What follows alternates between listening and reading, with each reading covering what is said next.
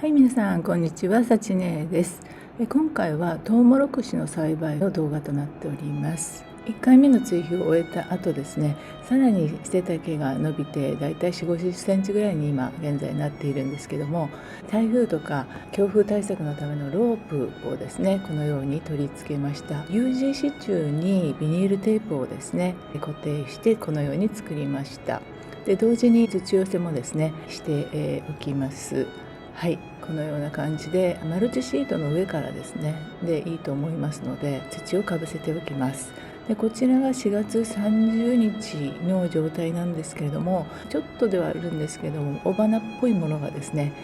ひげのようなものが頭を出してきましたので、もう間もなくね雄花が上の方にぐんぐん伸びてくると思います。はい、こちらの方もはいなんか出てきましたね。はい、数日後ですね、雄花がかなり背丈がね高くなってつぼみのようなものが出てきまして、このタイミングでですね2回目の追肥と土寄せを行っていきます。はい、結構出てきました。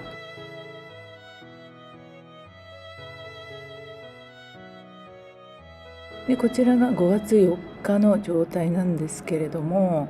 トウモロコシはですね連作障害がないということで6月末くらいまで種まきが可能ですので、この時期ぐらいから第2弾のね栽培を始めてもいいんじゃないかと思います。5月以降であれば畑に直まきでも大丈夫だということで、ただし6月の梅雨以降ですね、天の銘菓がたくさん出てくると思いますので、そこのところの注意は必要になるかと思います。雌花のね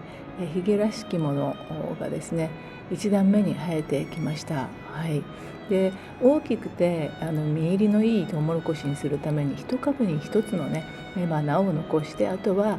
摘果して、ただし下の方に出てくる脇芽はそのまま残しておきます。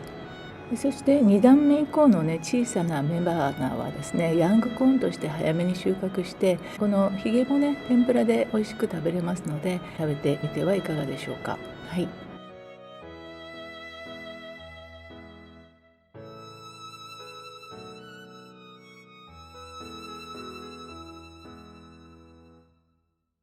でこちらは2回目の増し土をですねした後の状態なんですが、根がしっかり張ってね強風などで倒れにくくなりますので、2、3回増し土をですねしてあげるといいと思います。はい、こちらの雌花の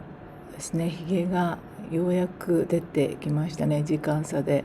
はい、先に雄花が出て雌花という感じで、この雌花のひげはですね一つ一つのトウモロコシの粒とつながっていて、これが受粉できない場合に、粒が大きくなりきれない状態になるということで、不燃流っていうんですかね、はい、そういう状態になるそうです。で面白いことに気づきまして、やっぱり日の当たる時間のですね長さで背丈がやっぱり変わってくるということで、うちの庭はこちらから見て左側は日がよくずっと一日中当たるんですけども、当たらない方は背丈がねやっぱり伸びてないですね。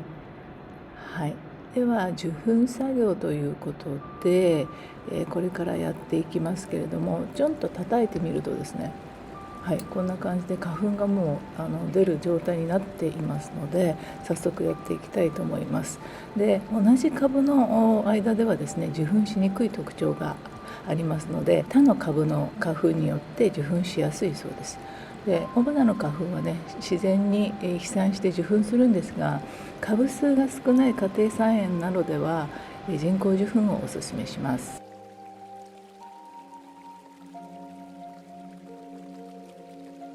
はい、ではこれから受粉作業をしていきますけれども、まずは2つほどですね雄花をカットをします。でさっきこれはポンポンと叩いて花粉が落ちてきた花粉を確認したものなんですけれども、株によってはねまだ花粉が出ない状態のものもありますので、それはしっかり確認しつつ上を切っていきます。2本ぐらいねこのようにカットして、雌花のすぐ上の方からこうやって軽くトントントンと叩いて花粉をねまんべんなく落としていきます。はい、でそして、泡の名画の被害を防ぐためにですね、受粉に必要な分の雄花だけを残して早めに切り取ります。で、切り取った雄花はねそのまま畑に放置しておかないということも重要になります。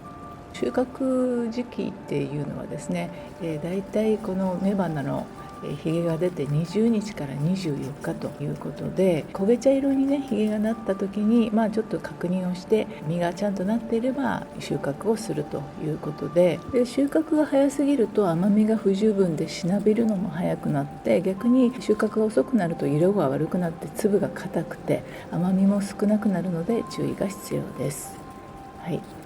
で明日からですね、また1ヶ月半の出張で、収穫がとても心配でならないんですけれども、なんとか収穫の方をですね成功させていきたいと思います。はい、本日は以上となります。どうもご視聴ありがとうございました。また次回お会いしましょう。さよなら。